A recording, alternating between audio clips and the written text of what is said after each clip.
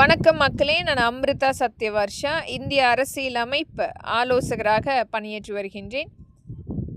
ஜனநாயக திராவிட கழகம் என்பது ஒரு 4 வருடத்துக்கு முன்பாக பதிவு செய்ய வேண்டும் என்பதற்காக மக்களுடைய அனைத்து வகையான கஷ்டங்களையும் ஒரு 2500 பதிவுகளாக முழுமையாக எழுதி அனைத்துமே மாற்ற வேண்டும், மக்களுக்குரிய நலத்திட்டங்களை முழுமைப்படுத்த வேண்டும் என்று எழுதினாலுமே இங்கு ஒரு அரசியல் அமைப்பு கட்சி அமைக்கப்பட வேண்டும் என்றால் ஆளுகின்ற அரசாங்கம், மத்திய அரசும் மாநில அரசும் அதற்குரிய அனுமதி கண்டிப்பாக கொடுக்க வேண்டும். இவர்கள் வந்தால் அவர்களுக்கு சாதகமாக இருக்குமா, எவ்வளவு அவர்கள் கொள்ளையடிப்பதை மறைத்து பேசுவார்கள் என்ற ஒரு உள்நோக்கோடு மட்டுமே செயல்படுத்தக்கூடிய சட்ட திருத்தங்கள் இன்றைக்கும் நாம் பார்த்து கொண்டிருக்கிறோம்.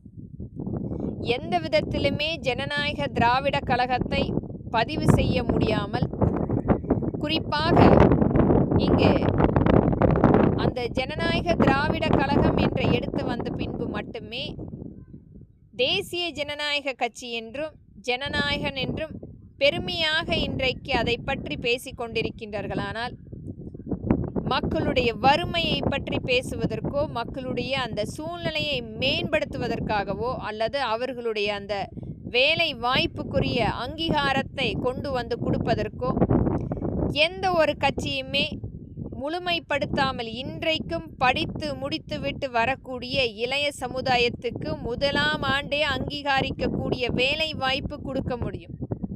ஆனால் இன்று வரை அந்த எத்தனையோ கல்லூரிகள் அந்த மாணவ செல்வங்களிடத்திலிருந்து எடுக்கின்ற அந்த பணத்தை ஏதோ ஒரு அந்த 3 வருடத்தை அவர்களுக்கு ஒரு பாடமாக எடுக்க வேண்டும், மற்றபடி எந்த ஒரு வேலை வாய்ப்பு அங்கீகாரத்தையும் கொடுப்பதில்லை. இன்றைக்கு முழுமையாக எத்தனையோ பேர் ஸ்விக்கி, ஜொமோட்டோ போன்ற நிறுவனங்களில் வேலை செய்து கொண்டிருக்கின்றார்கள்.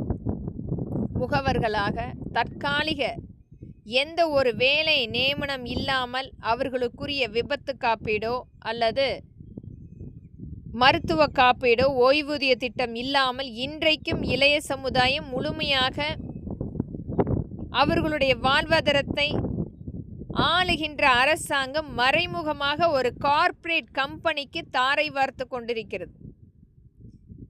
ஒரு தரமற்ற ஒரு மிகப்பெரிய அளவில் உணவு விடுதிகள், எத்தனையோ விவசாய மக்கள் இன்றைக்கு அவர்கள் கேட்பது அந்த விளைச்சலுக்கேற்ற விலை நிர்ணய அங்கீகாரம்,